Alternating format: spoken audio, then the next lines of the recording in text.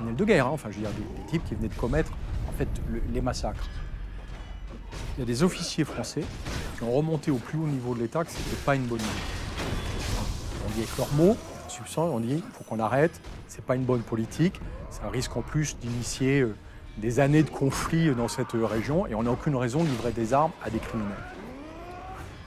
Et à l'Élysée, à quelqu'un du plus haut niveau de l'État qui, avec sa main, a fait une petite mention manuscrite.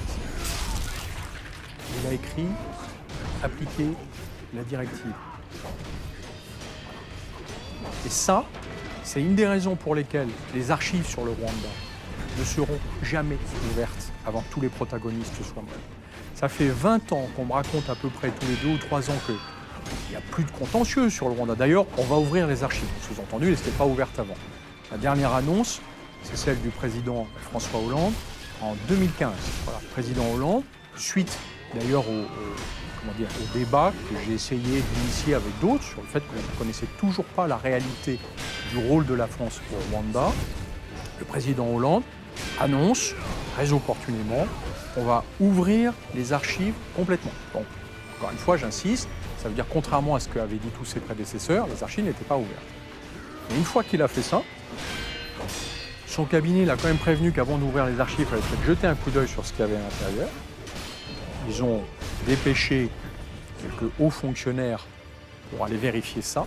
C'est eux qui ont rapporté le fait que je raconte, c'est-à-dire le fait qu'effectivement, il y a des mentions sur les papiers qui sont dignes des meilleurs moments de la collaboration française. Moi, je n'avais vu ça que dans des archives de la SNCF, où, à l'époque, on marquait on pourrait mettre 10% de déportés supplémentaires dans les wagons à bestiaux. Voilà, c'est de cet ordre-là. Appliquer la directive, ça veut dire qu'il y avait une directive qui venait de la présidence de la République et qui consistait à remettre des armes aux personnes qui avaient commis les massacres de très grande ampleur. Encore une fois, je pèse nouveau, à l'époque, on ne parle pas de génocide. Mais on sait qui a organisé les massacres, on protège leur fuite et on leur livre des armes.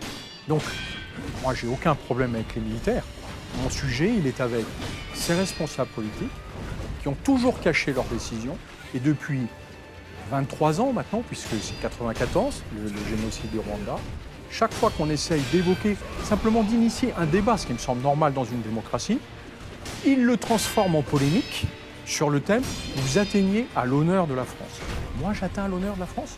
Pardon, c'est pas l'honneur de la France que je m'en prends.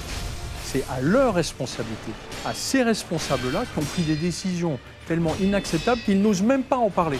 Et pourtant, ces décisions, elles existeront toujours parce qu'ils ont laissé des traces partout. Et ce que j'espère, c'est qu'un jour, ces archives seront réellement ouvertes avant que tous les protagonistes soient morts, que les Français puissent juger par eux-mêmes. Ce ne sera pas à moi à juger. Ce sera aux Français de dire s'ils ont accepté qu'on réarme des génocidaires. Voilà. Je vais casser vos rêves. Le secret défense a été changé. Maintenant, on l'a prolongé. Je ne sais pas, il est passé de 100 ans à 150 ans.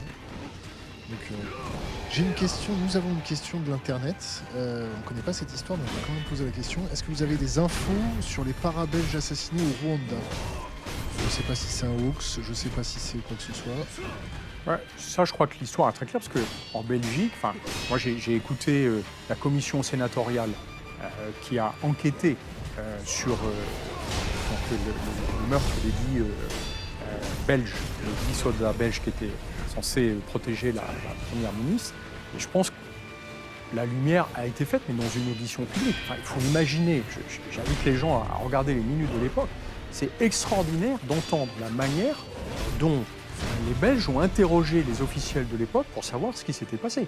Alors là, c'était sans scrupule. Si je le compare à la mission parlementaire d'information, qui date de 98, qui a été mise en place parce qu'il y a un journaliste courageux, Patrick de Saint-Exupéry, qui écrit dans le Figaro, qu'est-ce qu'on a fait au Rwanda. Voilà. Et du coup, très inquiet, le gouvernement de l'époque décide d'une mission parlementaire d'information. Cette mission parlementaire d'information, c'est quasiment à huis clos, pour l'essentiel, elle a, à mon avis, à peu près tout entendu. Sauf qu'à l'époque, on m'a demandé de ne pas les témoigner devant, mais bon, comme ça. Mais ce qui est extraordinaire, c'est ses conclusions. Ses conclusions, c'est « il ne s'est rien passé ». Vous pouvez dormir tranquille, il ne s'est rien passé. Ce qui est d'autant plus étonnant, c'est que les coprésidents de cette commission ont refusé de signer ces conclusions-là. Mais voilà, ça ne les a pas empêchés de faire, ou plutôt ça leur a permis de faire une brillante carrière derrière. Ce que je regrette, c'est qu'en France, on n'a pas cette tradition d'examiner sur la table des sujets qui fâchent. Voilà. On attend, en gros, que tout le monde ait disparu pour pouvoir en parler. Moi, j'ai connu ça avec la guerre d'Algérie. Quand j'étais formé dans l'armée de terre, il y avait les derniers représentants